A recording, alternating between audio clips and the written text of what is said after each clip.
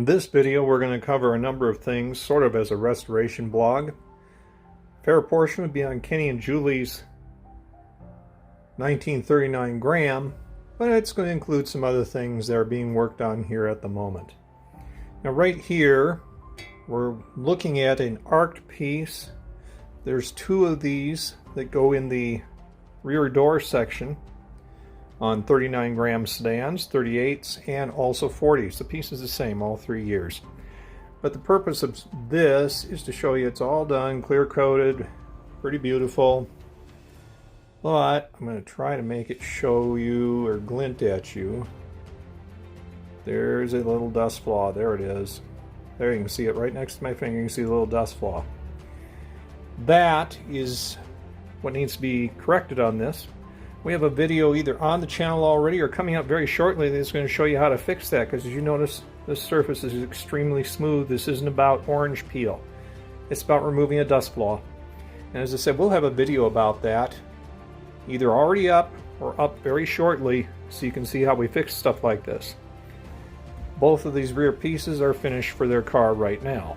Here we have a pretty close to done part that we're going to be covering in a video and telling you the material it's made of and some other tips and tricks you can use to restore a part like this.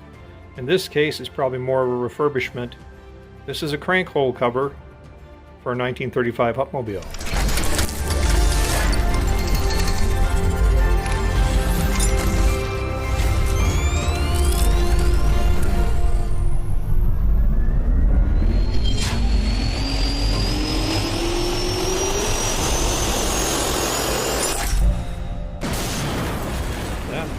There is related to the Hupp mobile. In process, that's the top of an air cleaner, oil bath air cleaner. We'll fly over here and we'll look at the other part. That's the bottom of the oil bath air cleaner. Those are in process. Everything else here relates to Kenny and Julie's 1939 Graham.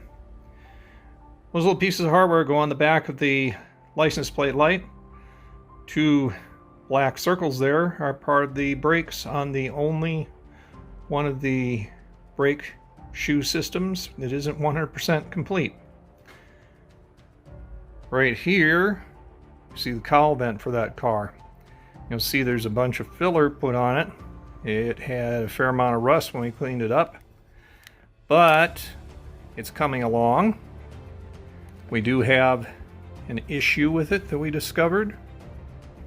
There's a chunk out of the end that they used Bondo for. We'll weld that up and fix that. Back here are both the tail lights, lower portions of the tail light housings. This one, there's two little nicks in it. They're going to be fixed. Plus, we have a wire that needs to be fixed. The end is off the wire. We got to solder the end on and put it back. That's a new old stock piece, but it was a little shop worn. Over here we have the other one. That's all primed, ready for finish color. There's the rear mirror, all primed, ready for finish color. That had a lot of little pits in it, but now it doesn't look like it at all. That's all taken care of. Here we have the insulation for the top of Kenny and Julie's car. Just showed up today. I was here all afternoon. Not one noise at the doorbell, etc. They just dropped it and ran, but we have a safe neighborhood.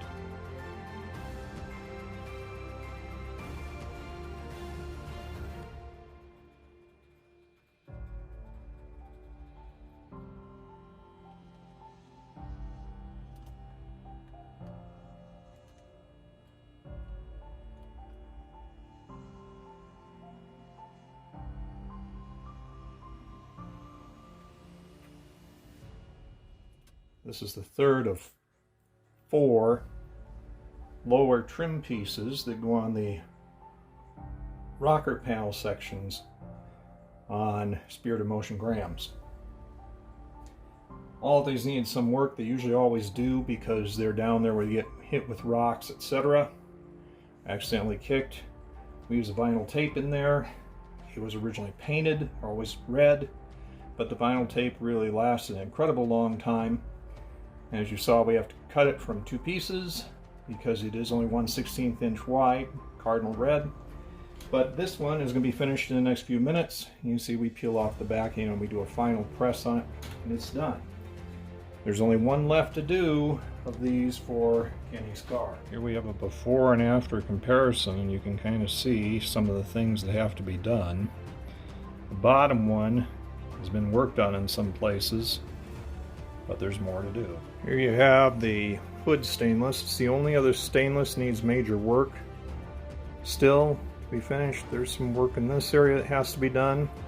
It's not just a haziness. There's a couple of little dents here still. Same thing when we come to the opposite end. There are little dents in here still that we've got to get out, but it's getting close, and this is the last stainless piece for the entire car. We got the front windshield frame. We had to weld up a hole right there because all they did was just Bondo it, so we welded it up, and now we have to Bondo the little teeny divots they had in it in 3 spots. But you can really see, even in the video at that distance, there are very deep scratches in this. It'll be possible to fill that with primer surfacer, but the reality is whoever worked on this previously, they used probably 40 grit sanding paper through this area. I think in theory to try to remove a lot of rust, but instead of fixing things properly, as I said, they just Bondoed a hole in this spot, and they really didn't do what they should have done. So I wouldn't recommend 40 grit for that. This is the anti-sway bar for that car, and it's been done for a long time, but it hasn't been installed because we're supposed to put these pins in here thusly, but they have to go on this piece, and these had totally rock hard rubber in them. We have a video coming up on the channel that's going to show you, or it has just gone up, how we did that fix. So now the anti-sway bar can be installed because we have a working piece for it to mount into. One for each side. There we have one of the radios Kenny has rounded up. But here's a bunch more radio stuff Kenny has rounded up. Obviously we have started working on those items. It's kind of the icing on the cake. Background is the carburetor assembly for the car. Pretty much done. There you have the completed differential cover. Couple door jamb pieces. All the door jamb pieces are completed except for 3 that need color and a couple that need dust specks removed. Going up here, there's a piece for the trunk, for the seal. There are all those pieces I was telling you that go along the rocker panel. Now some of this you'll have seen before, but there are lots of pieces added. They keep getting stacked on top very carefully. So you can see various items here. We even have a cable hanging up here that's all been done. Fuel sender right here. Now we're going to swing up here. Again, there are lots of things added on the shelves that weren't here before. But you keep seeing door jamb pieces if you look around. As I said, there are only 3 left to clear coat, and a couple that have dust removed. But all those parts are done. Here we have the 2 tops for the taillights. That's finished color without the clear coat. This curved piece, as well as this curved piece, and over here, license light, and that rectangular piece hiding behind represent a series of pieces that are finish coated, ready to be clear coated, and the 3 pieces I showed you, the 2 curved ones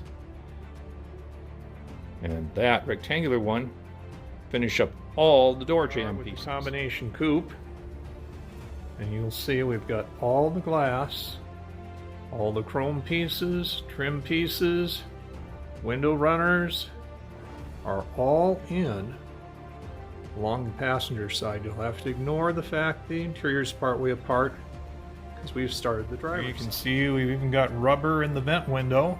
We make those vent window rubbers. They do require some hand fitting, but you finally have a piece that actually works with that window assembly. One final note here. This is some of the last chroming, not the last, but some of the last that would have been done by Paul's Chrome Plating, which just went totally belly up with a lot of people's parts there.